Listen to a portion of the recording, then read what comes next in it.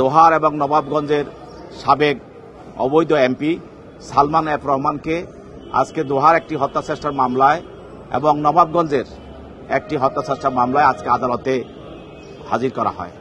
দোহার হত্যাচেষ্টা মামলায় বাদী শাহজাহান মাতবর এবং নবাবগঞ্জ হত্যাচেষ্টা মামলায় বাদী হল ফাতেমা।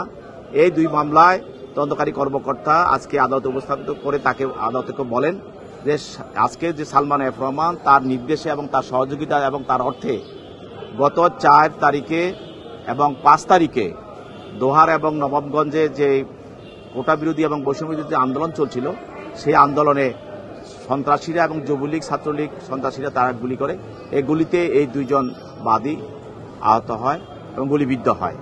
এই মামলায় যেহেতু সেই 1 নম্বর আসামি এবং তার প্রত্যক্ষ সহযোগিতা এবং অর্থে এই ধরনের আন্দোলনের বিরুদ্ধে যে ঘটনাগুলো ঘটেছে গুলিবিদ্ধ বিষয়টা আসছে আদালতের সামনে, সেই জন্য আদালত তাদের বিরুদ্ধে দোহার থানার মামলায় তার বিরুদ্ধে 3 দিন রিমান্ড মঞ্জুর করেন এবং নবাবগঞ্জ থানায় তার বিরুদ্ধে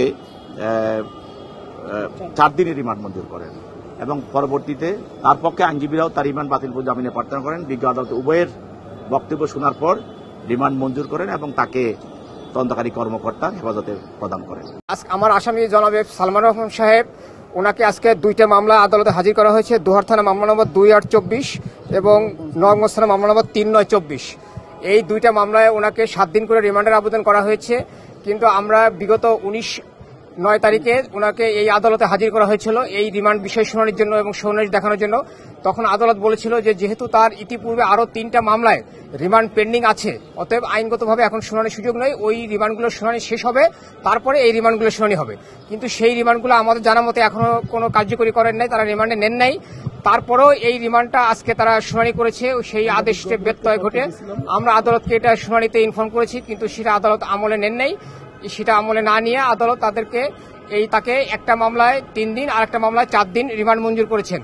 আমরা এই আদালতের শুনানিতে বলেছি যে এই মামলাগুলো যিনি ভিকটিম তিনি নিজেই বাদী হয়েছেন এবং তিনি এই অভিযোগ করেছেন এজাহারে যে এই আসামির বিরুদ্ধে উনি পরোক্ষভাবে ইন্ধন দিয়েছেন। কিন্তু এটি একটা আইনের ভাষায় এটা একটা ভেগ কথা।